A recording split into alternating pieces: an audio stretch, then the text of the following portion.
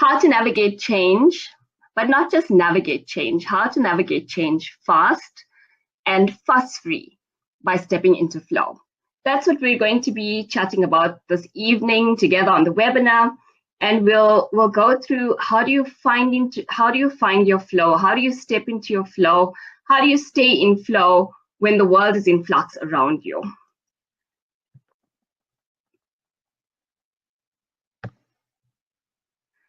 Change is something that we've been experiencing ever since the day we've been born. We've learned, we've gone from diapers, we've learned how to drink milk, we've learned how to eat solids, and then we learned how to walk. Then we went off to school, and then we went off to university and we graduated. We've just been inundated with moments of change all the way through our lives. And the change doesn't stop there. As we're growing up, we're leaving home, we're traveling, we're going on adventures, and then we enter the working world. And in the working world, we're working with teams and we're working with new people and we're moving from job to job, function to function, role to role. We've got new leaders coming in. We've got people leaving us and new employees joining. We're in constant change, in constant flux when we're in the workplace. Our careers offer us huge opportunity to experience change. And in our personal lives, one of the big change events that many of us go through is getting married and sharing our lives with somebody special. And when we get married, you're experiencing all sorts of new change. You're learning to include somebody when someone else wasn't included. You're learning to share. You're learning to grow together. You're learning to dream together. Marriage is something that creates huge opportunities to experience change. And then along comes the baby, and we all know what happens then. Change just becomes even more rapid. When the children enter our lives, we've got change at home, and then we're experiencing change in the workplace, and just we're evolving and growing, and everything around us seems to start changing at an even more rapid pace. And change is good. And change at times is not so good. We also go through life and we experience heartbreak and we experience loss and we experience in our careers, we experience job changes that might not be good. We experience team leaders and managers who drive us up the wall and drive us nuts. And if we're looking at the economy as it currently stands, if we're looking at our country, in fact, if you're looking at it globally, a lot of people are experiencing change in the workplace, but not from a positive perspective. We're experiencing change in restructuring in organizations.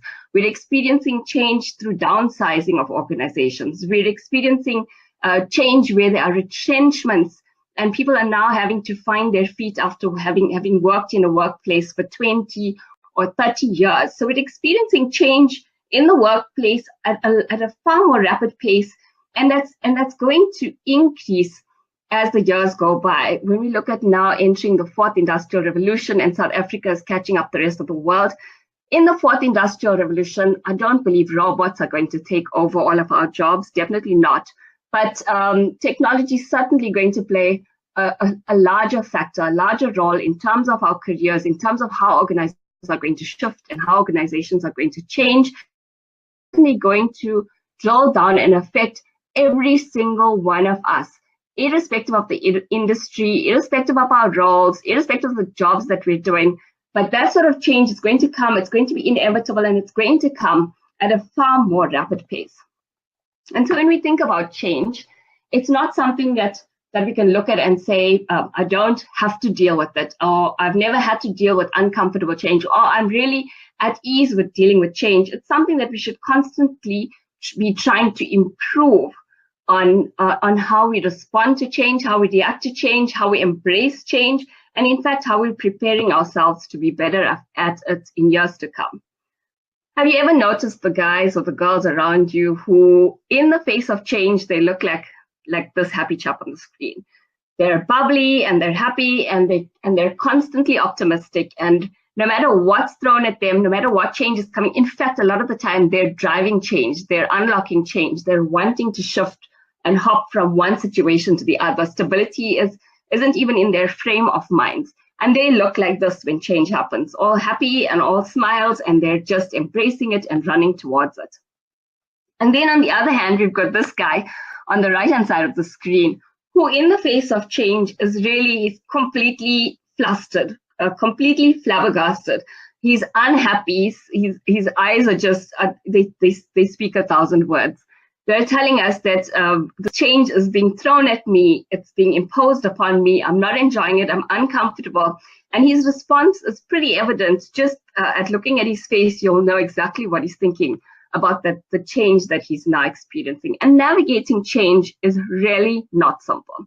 Navigating change takes a lot of skill. And even when we think we're really good at change and when we're embracing it, there are factors that we should be taking into account that should make us pause and reflect and think and consider whether, even though we're positive and optimistic about the change, whether we're still on the right track in terms of where we should be going and how we should be taking on that change.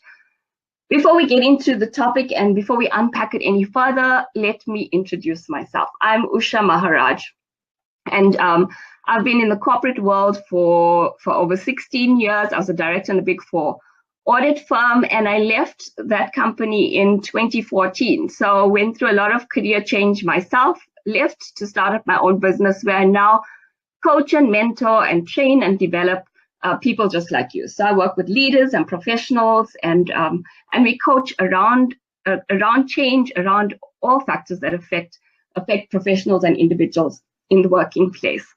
And change is something that I see a lot of people being stumped by. I see change as something that makes a lot of people pause, whether it's in their careers, whether it's in their personal lives, but it's a factor that if we don't handle it properly, if we don't know how to react to it, if we don't respond in a positive manner, is a stumbling block for us. It could be one of those barriers to getting us to unlock the potential that we want to unlock in our lives. And that is why I think that this topic is so important. And I'm hoping that you pick up one or two snippets that are going to help you to improve upon how you navigate through change and to indeed make it a lot quicker and a lot more fuss-free in the months and years ahead. So navigating change, how do we go about navigating change in a manner that's fast and fuss-free? It comes down to understanding what's happening in our minds when we're going through a period of change. It comes down to understanding what's happening, what we're processing in our subconscious mind that controls almost how we're responding or reacting to the events or circumstances around us. And there are three things that are happening that you should take note of. The first is that we're constantly being bombarded by inputs. And the inputs are what the information and the facts and the figures that are constantly entering our minds. When these inputs enter our minds and our space of thinking, they go through a process. So they're processed and they're processed through quite a lot of filters, which we're going to unpack in a little bit. And after it's processed, we're left with outputs. And the outputs are our reactions, our responses. They're what we're giving back to the world after having taken in those inputs and processed it. And the inputs, and I think to make this a little bit more real, let's take a live example and I'll talk through it as we go through the slides. And if we can, let's use the example, which is really quite relevant in the country, given the economy and given where we're going and given the growth prospects or the way the country's been growing. A lot of companies are going through restructure. There are a lot of retrenchments that are happening, a lot of people being impacted by this. And while you might not personally have experienced it, I'm pretty sure that everybody on the call knows someone who's been impacted by a retrenchment or a restructure in an organization. And let's use that as an example, a talking point, just to bring this concept to life for you.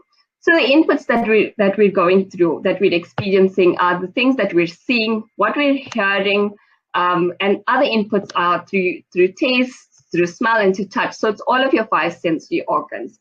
And in a process of retrenchment, if you're experiencing something as impactful and huge and life-changing as a retrenchment, what you're seeing around you is a lot of sadness. You're seeing discomfort. You're seeing dis-ease.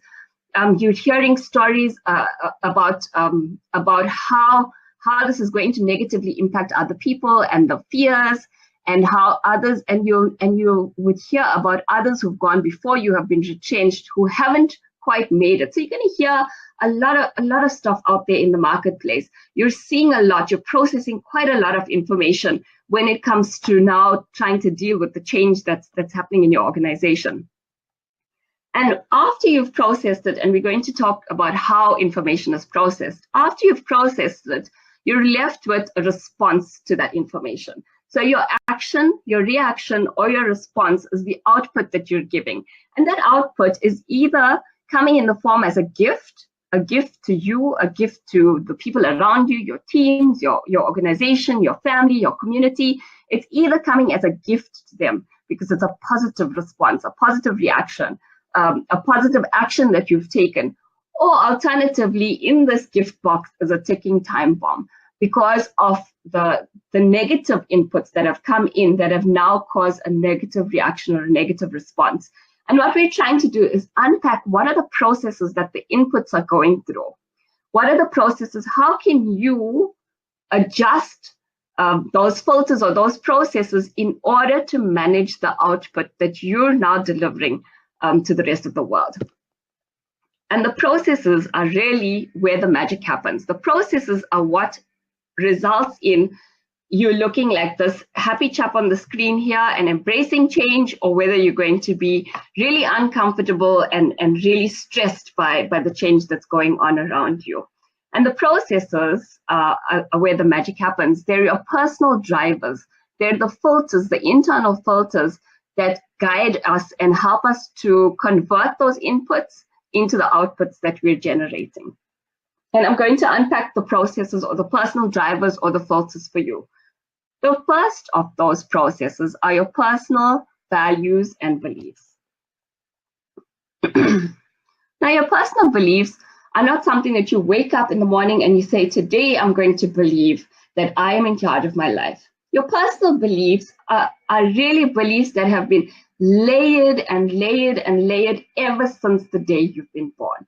And we gather them from our family, from the people, our communities, from the people we engage with in school, from our friends, from our teachers at university, and from watching others in the workplace, from reading the news, from watching television. Personal beliefs are coming from so many different sources. It's so deep. And they're really deep-rooted within us, and we don't often recognize that they're there, and we don't often recognize just the power that these personal beliefs hold.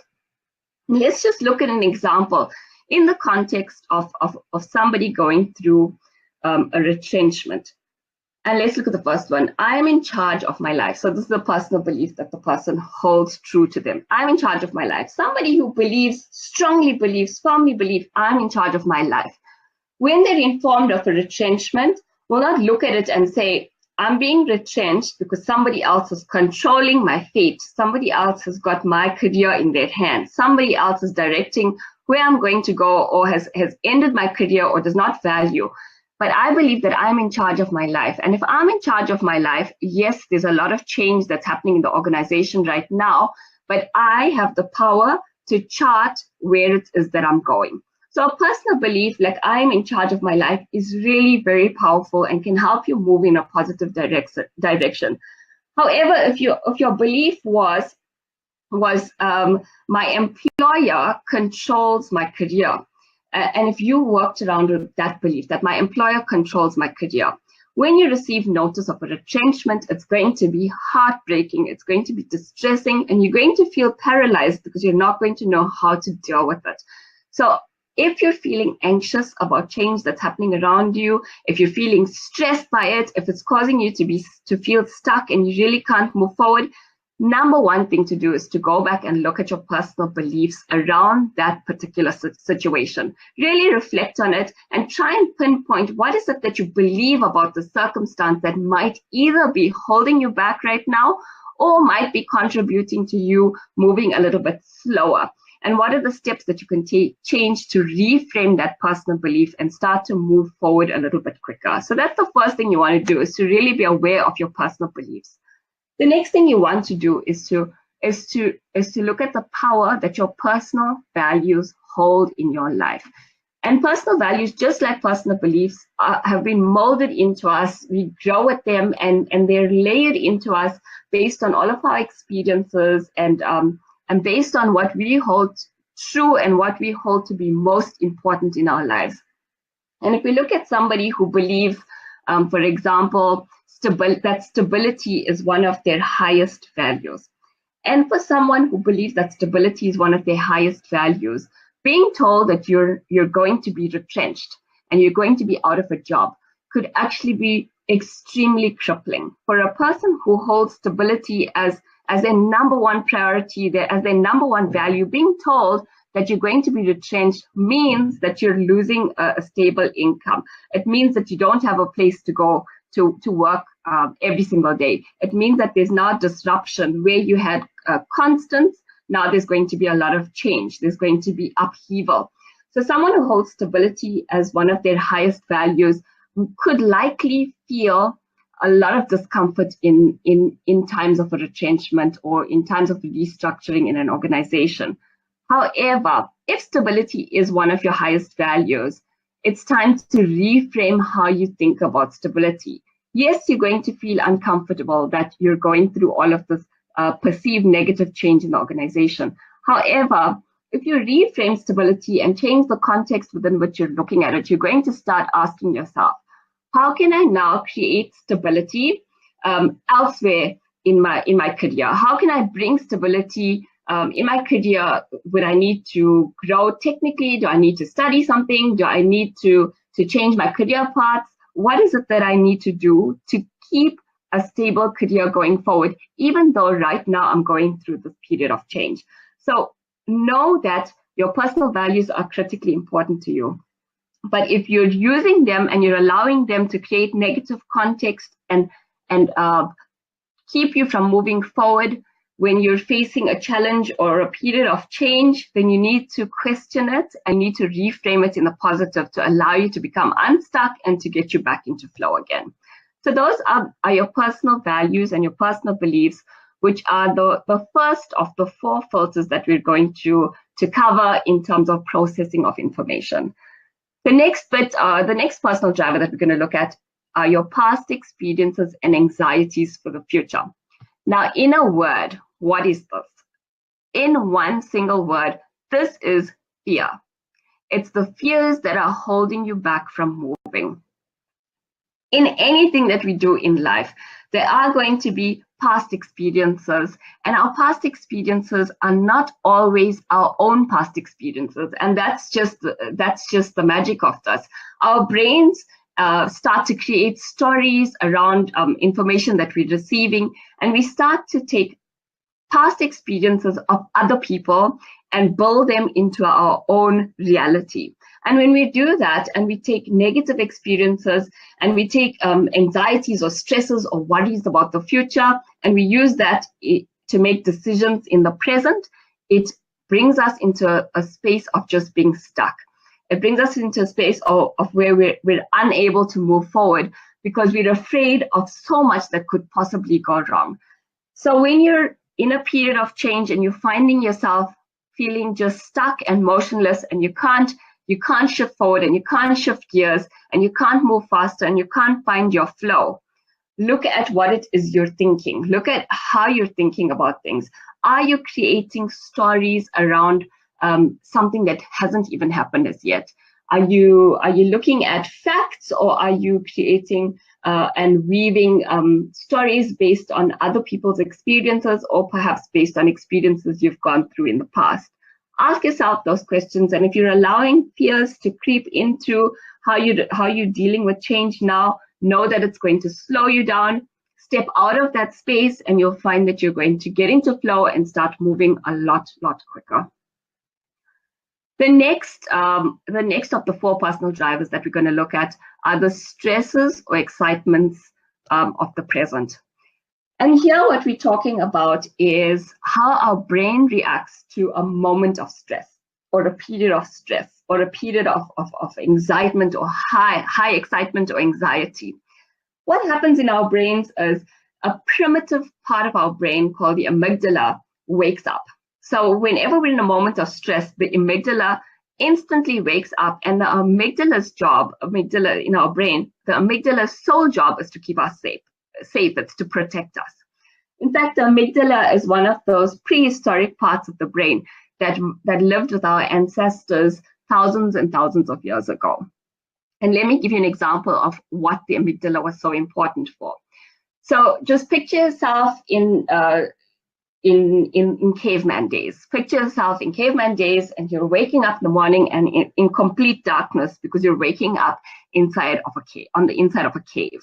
So you open your eyes, but it's complete darkness, and you find your way crawling through the cave on the gravelly, dirty floor, and you crawl all the way to the entrance of the cave, and you feel for the big boulder that you put in the doorway to protect yourself. So you find the boulder, and with all your might, you push really hard, and as you're pushing it, you see the light of day creep into the cave. At that moment, not only do you see the light of day creep into the cave, but you also catch the reflection of a saber-toothed lion on the outside of the cave. And as soon as you see that saber-toothed lion, your amygdala instantly kicks into action. The amygdala creates an adrenaline rush that gives you extra speed, gives you extra strength. And in that moment, you're going to go into fight, flight, or freeze response. And in fight, flight, or freeze response, you're going to react to protect yourself, to save yourself, and to stay alive.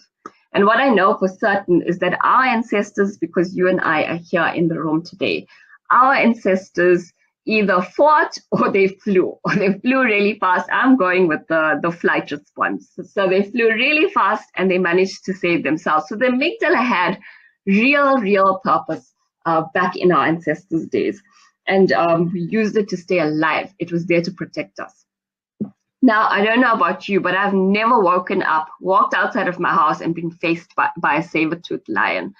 But in today's day and age, the amygdala is being triggered by not life-threatening situations, but rather situations that we perceive as stressful or almost as life-threatening.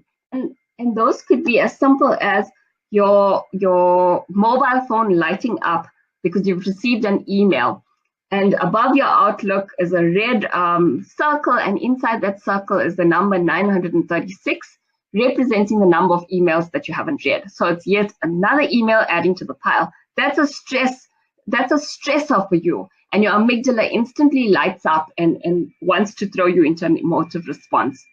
Or you're walking into the office and you're 5 minutes late, and there's your CEO standing there looking at his watch and shouting at you for being late, not realizing that on the way to work you had a flat tire, you had to change the tire, and you ended up dropping off the kids late to school. So a whole bunch of stuff that you've had to deal with that made you just 5 minutes late, but you've got somebody standing there looking at their watches and tapping their faces and saying you're 5 minutes late. And that's when the amygdala triggers a response. When the amygdala lights up, all of the energy of our brain goes into the amygdala, which is an emotional center. And when we've got all of our energy in the emotional center of the brain, we react emotively. Now, if you think about going through a period of change where we're already stressed, where we're making decisions that could potentially affect the rest of our lives, that's what change is. Some change is so impactful that it could affect the rest of our lives. In that period of change, would we want to be making decisions emotively? When we make decisions emotively, they may not be the best decisions for us. In fact, in the majority of cases, they're not the best decisions for us. I think of the time you received an email and that email made you really angry and you instantly banged out a response and you hit send. That response that you banged out and hit send was an emotive response that was driven by your amygdala. That response you regretted 5 minutes later, but there's nothing you could do to recall it. So what we want to do is to say, how do we switch off the amygdala and move back into our rational brain so that when we're making these decisions, when we're taking these actions, we're taking them from a place of logical thinking. We're taking them from a place that's more rational, that's going to be more conducive to us moving forward in the right direction and moving there a lot quicker. And the way we do that, to switch off the amygdala, an easy trick that you can do, and you might have heard this before, is count from 1 to 10. Now, what you might have heard is count from 1 to 10 and it's going to calm you down, but maybe you don't know why it calms you down. The reason it calms you down is counting and numbers are very much a logical or a rational process. So when we're counting, we're moving ourselves away from an emotive center, which is controlled by the amygdala, into our rational brain. So we're shifting energy back into our rational minds. So we're counting from 1 to 10. And if you're still feeling stressed and anxious after you've reached 10, just keep counting. Count to 100 if you need to. And if you're still feeling stressed, do your timetable. So you want to ramp up the amount of logic that you're playing with. Do your timetables, maybe not your 9 times table, because when you're upset 9 times, anything sounds too difficult and it'll probably make you more upset, and then you'll stay in your amygdala brain. So do your times table, even a 1 times table. All you're wanting to do is to create a rational process that's going to pull you out of an emotive center and back into a logical thinking space. Once you're in a logical thinking space, you'll find that you're able to move forward a whole lot quicker. So finding your flow, remember that you can't do that while you're highly emotive. You want to be in your logical mindset. So go through a logical process and just wake up your logical mind again and let your amygdala go back to rest. That was the third of the personal drivers. Now, the next one that I want to cover are your personality traits. And your personality traits are really very important because they control how we respond to situations, how we react to situations, and they're really something that control various facets of our lives without us even recognizing or knowing what they're doing. And the tool that I use is the Contribution Compass by Sardar. And this is not a personality test, it's a profiling tool. However, and I use those phrases interchangeably because I'd like to keep it as simple as possible just to help us to understand the concept. So with the Contribution Compass by Sardar, you'd find that there are 8 profiles. So we've got the catalyst, the champion, the coach, the connector, the custodian, the cultivator, conductor, and the calibrator. And I know that many of you or some of you might have completed your Contribution Compass profiles. So right now I'm going to pause and say, if you've done your Contribution Compass profile, pop a yes into the message box and let me know what profile you are. And if you haven't done your Contribution Compass profiling, then let me know that you haven't done it, and maybe we'll make a plan to get you to get it done quite soon, because when we're done with the session, you're going to see the value that you get out of Contribution Compass, and you're probably going to really, really, really want to get it done. So if you've done your assessment, just pop a yes into the box and let me know what you are. So we've got catalyst, calibrator, that's excellent. So we've got a few people who have done their assessments, that's excellent. And you'll understand Contribution Compass a lot more clearly after this. Caleb, you haven't done it as yet, you've got to get in touch with the Enshine team and get your Contribution Compass done. Now, if you've done the Contribution Compass, you'll know that there are 8 profiles and there's also 4 energies. Shaista, Abubaker, you haven't done it as yet. I'm going to encourage you to get it done, but I'm going to believe that at the end of the session, you're going to want to do it. We've got a custodian on the call as well, and that's excellent. So we've got 4 natural energies within the Contribution Compass profiling tool. They're your activating, inspiring, sustaining, and tempering energy. Now, for those of you that haven't done it as yet, Lance and Bali and any of you that haven't completed your Contribution Compasses yet, I want to make this a little bit real for you, because I'm going to go through a few examples. But to go through those few examples, I need you to understand energy, and I need you to try and see where it is you're sitting on the energy grid.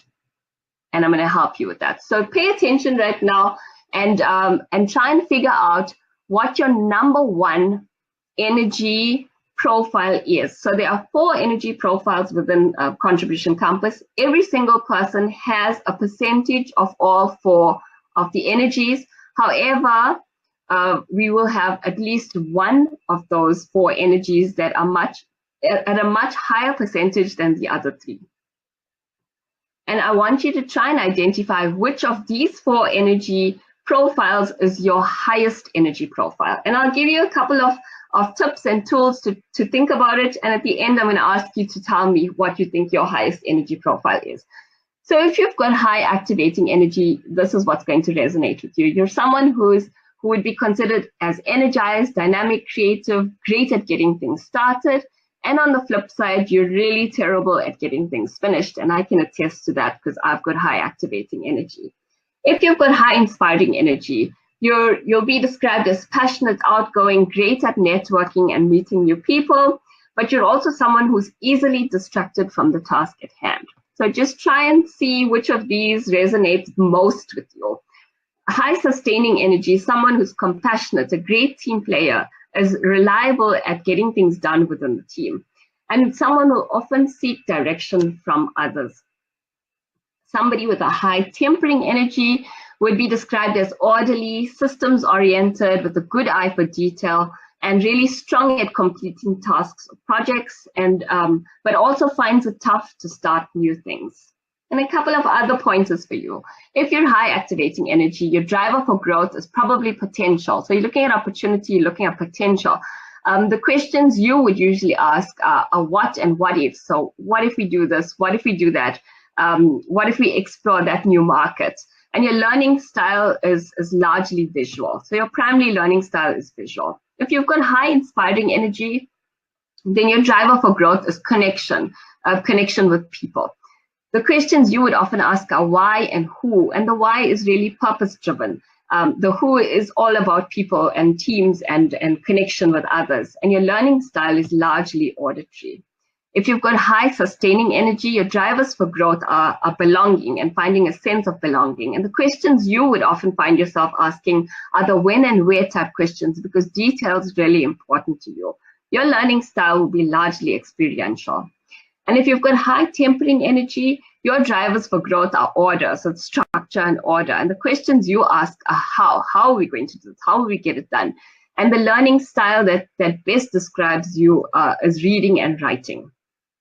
And then a couple of other factors to try and show you where on the energy spectrum you're going to sit, or where your highest energy is going to be. On the left-hand side of the contribution compass wheel, you'd normally find personalities that are far more introverted, and on the right-hand side are your more extroverted personalities. Keeping in mind that activating and sustaining energies, you're cutting through the middle of those. So if you're sitting in one of those two with your highest energies, you could be either introverted or extroverted. So that adds a little bit of complexity here, but I'm pretty sure you're starting to get a good gauge of where your highest energy might be. And then if we look at the top of the circle or the bottom of the circle, at the top, we've got our intuitive thinkers. You'd normally find someone who says, I'm going with my gut on this one. And at the bottom are your sensory or thinkers who are reacting to events and facts and figures and information. So that's pretty much words and phrases that would describe the different energies. And after listening to all of that, I'm really curious to know if you're able to spot where your highest energy profile is. So I'm going to publish a poll really quickly. It should pop up on your screen. And what you want to do is to decide my primary or highest energy is, and just make a selection between the four energies that are listed. Is your highest energy activating energy? Is it inspiring energy? Is it sustaining energy? Or is it tempering energy? And I'm going to give you a few seconds to log your responses to the poll that's on your screen right now.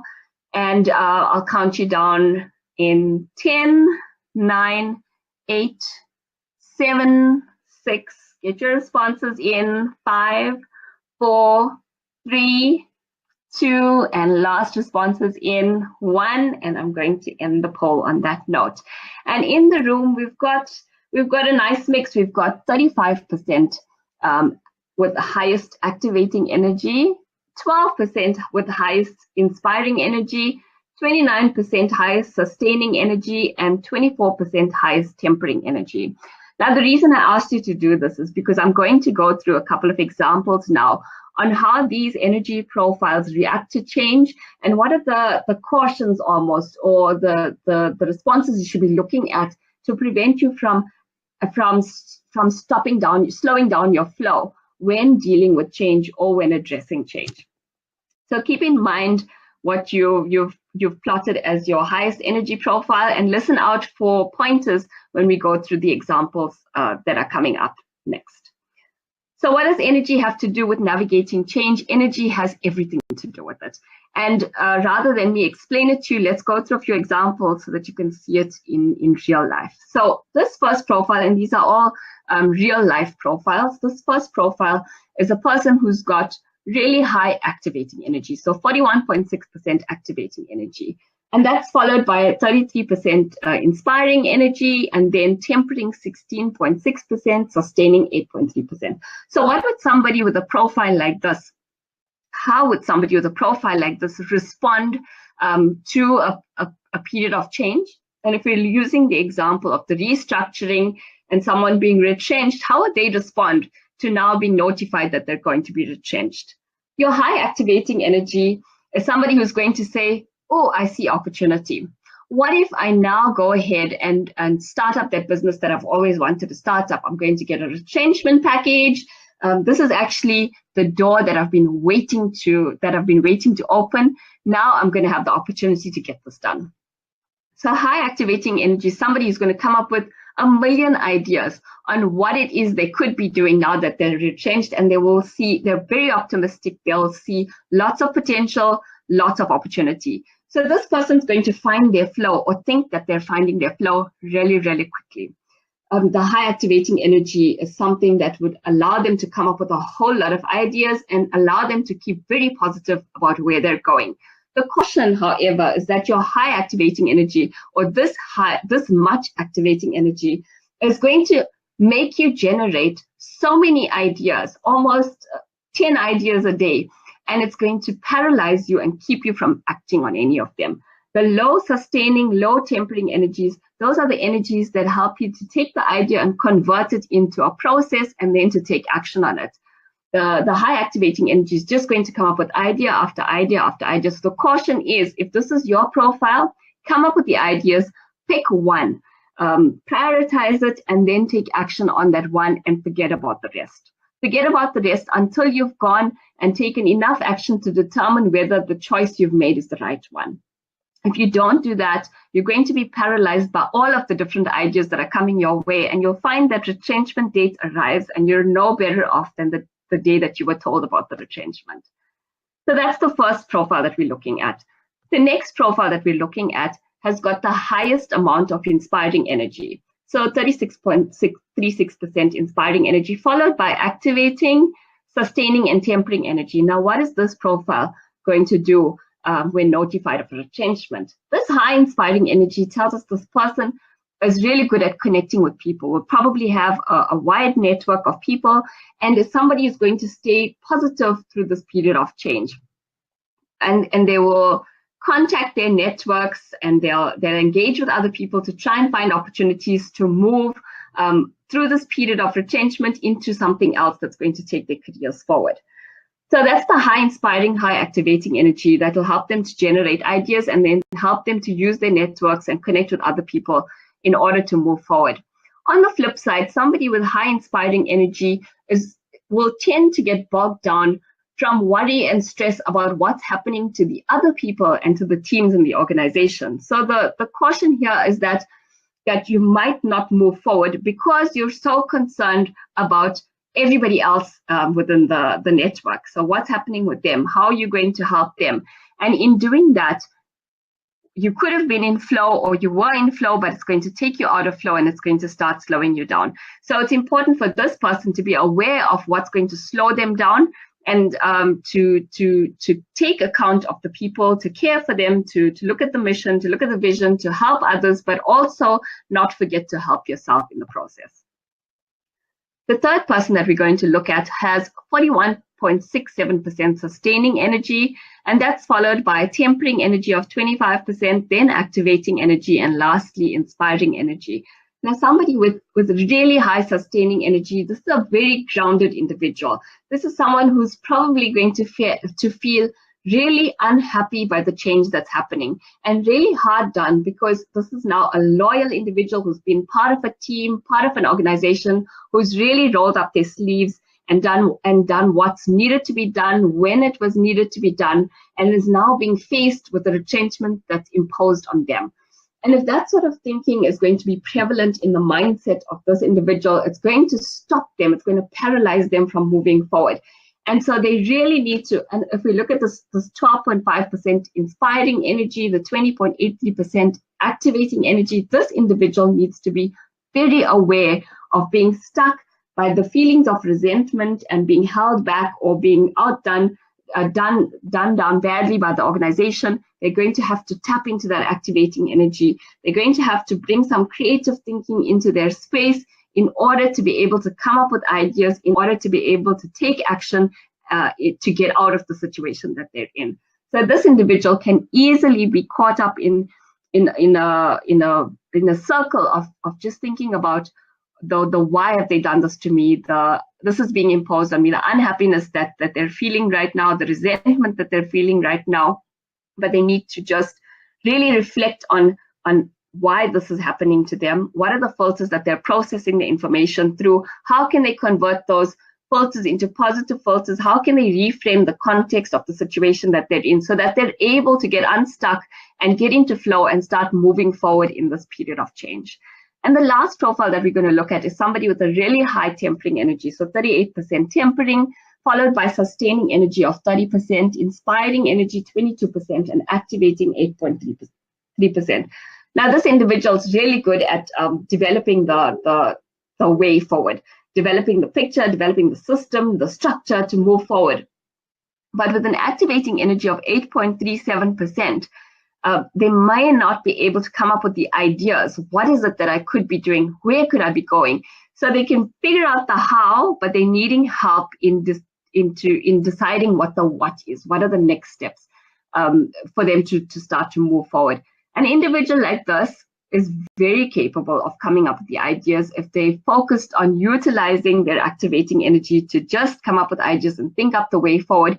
But someone like this should also be thinking about engaging the assistance of others. So speaking to colleagues, friends, family who have naturally high activating or inspiring energy to help them to come up with the what ideas so that they can move swiftly into developing the how and then taking action to move them forward.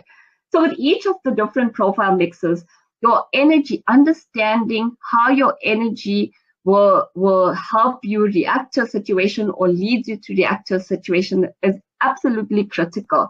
And understanding how to step into the energies that you aren't utilizing mostly. So in this case, it would be your activating energy. How can you step into that or tap into that to start to get you unstuck and to get you moving forward a lot more quickly? Navigating change is not easy.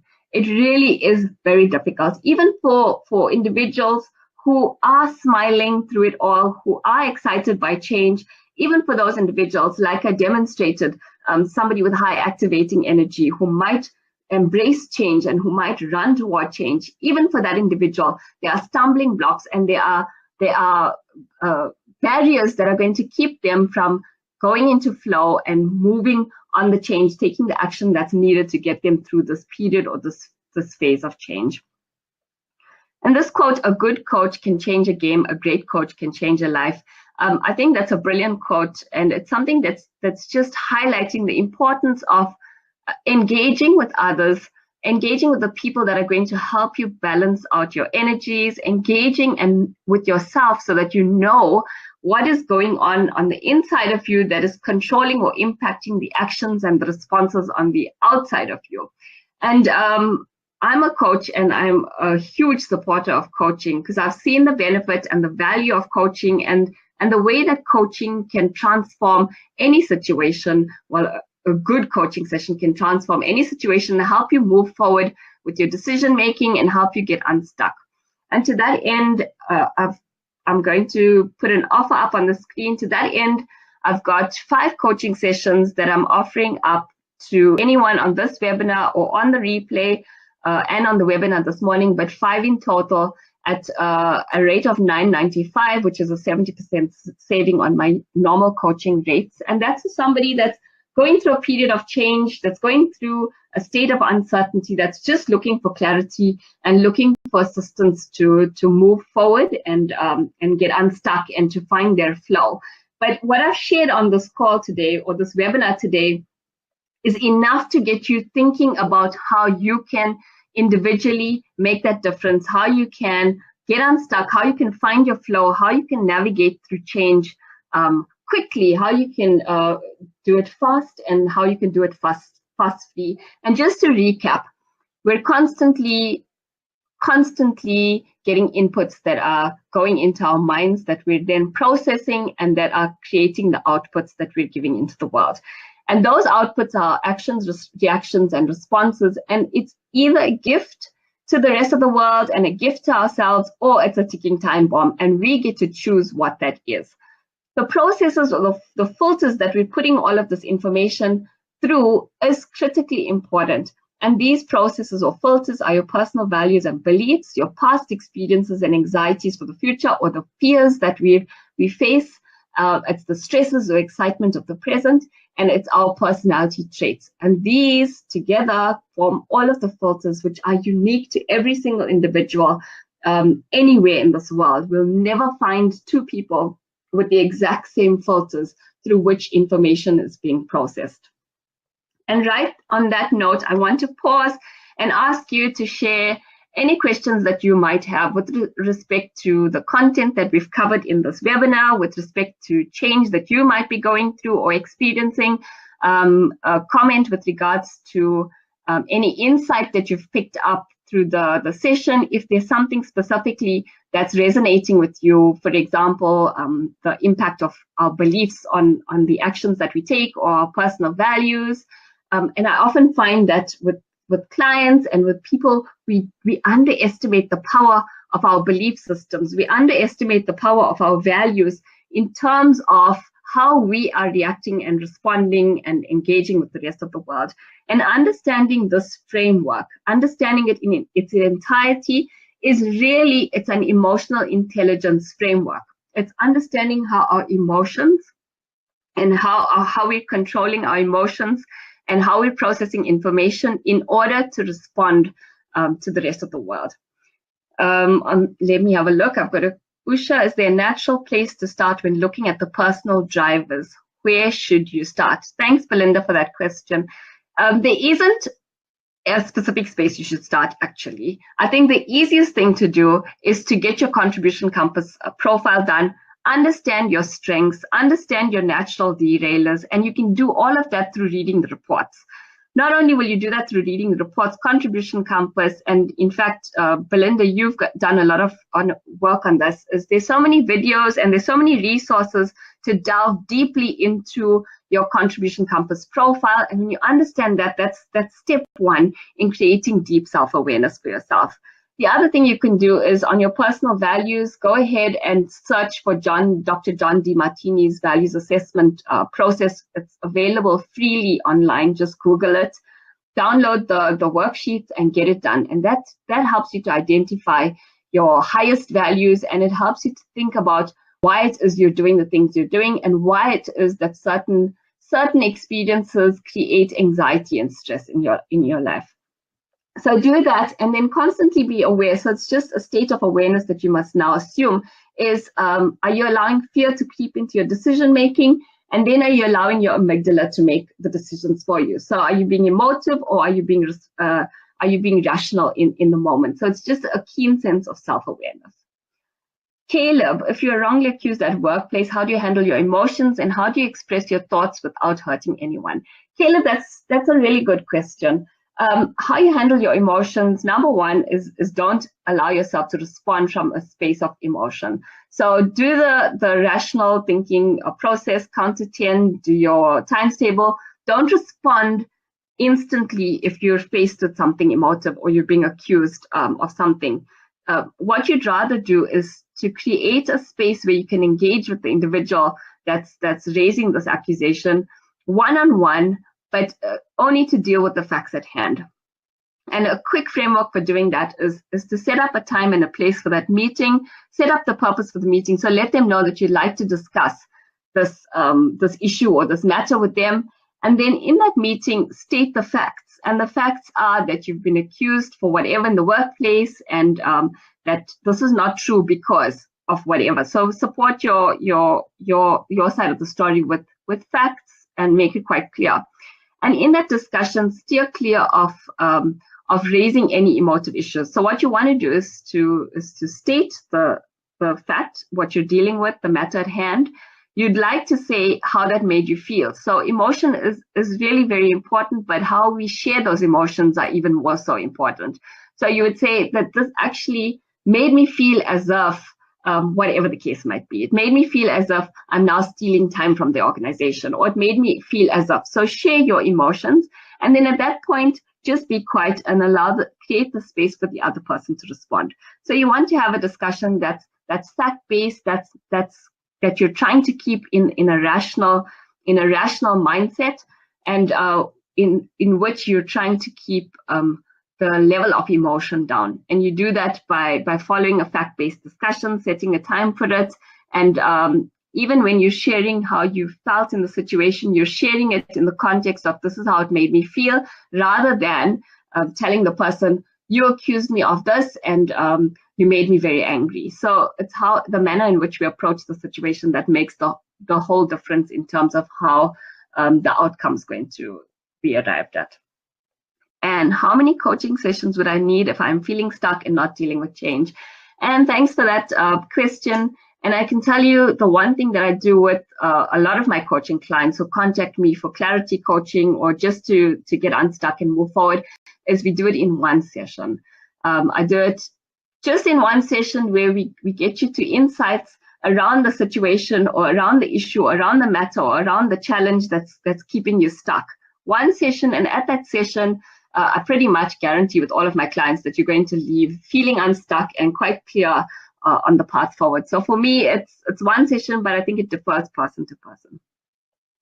Sipa Mandla, the biggest challenge for me touches on reinventing my leadership style in a new year with the same team.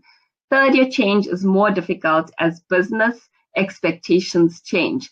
Sipa Mandla, your leadership style is something that's going to grow with you from year to year. But I'm going to ask, what are the inputs that you're allowing into your mind, into your framework in terms of your leadership style? And there I'm looking at, what sort of books are you reading? Who are you engaging with? Who are the mentors or the leaders that you're following? What YouTube channels are you watching in terms of developing your leadership skills even further? What team engagement strategies do you have in place?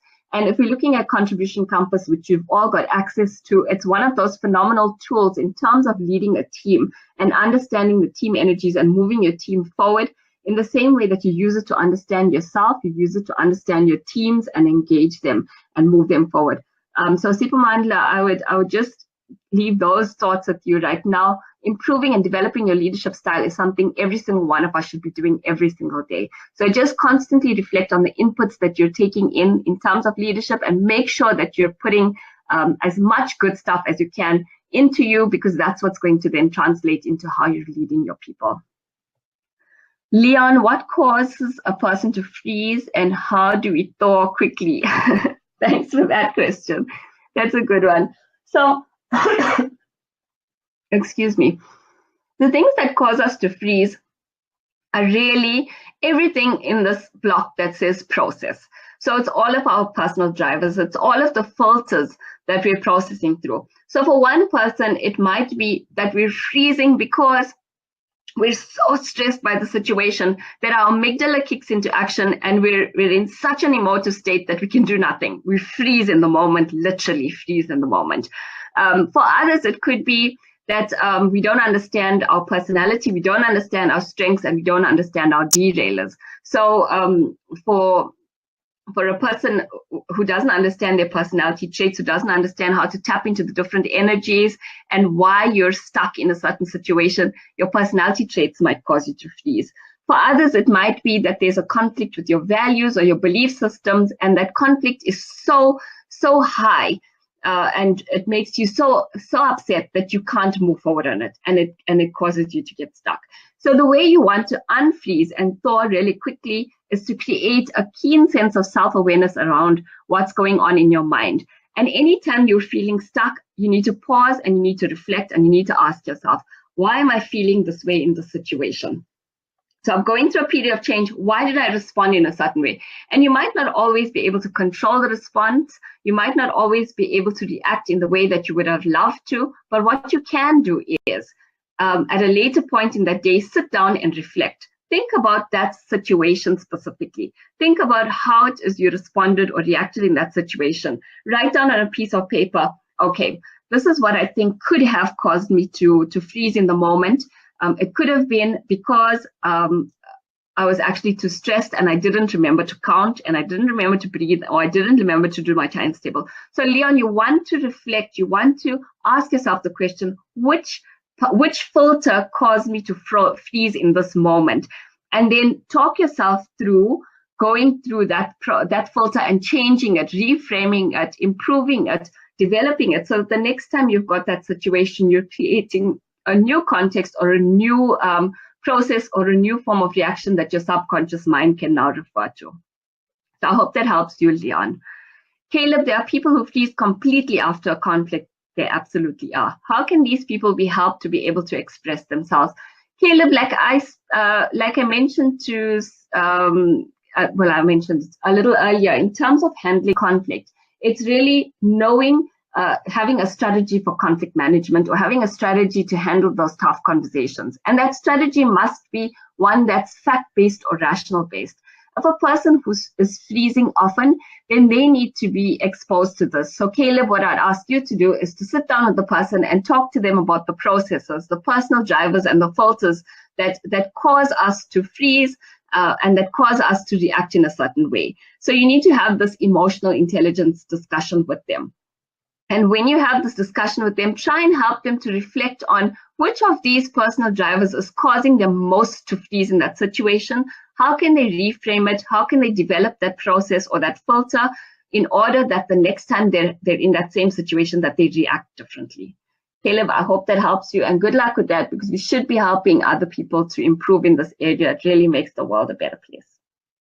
Gopal, I'm sorry you're having connection problems. The replay will be sent out tomorrow. I hope you enjoy it. Leon, thank you. Thanks for that. Thanks for the good advice. If any of you have got closing comments, now's the time to pop them into the chat box. And thank you to all of you that have engaged with me and asked questions.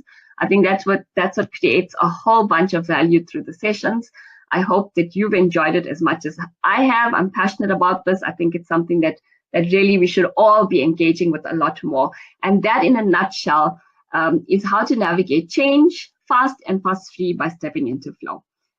Thank you, everybody, for joining the webinar this evening. Have yourself a fantastic evening hereafter, and I hope to catch you on the next webinar. That's it from me. Have a good evening.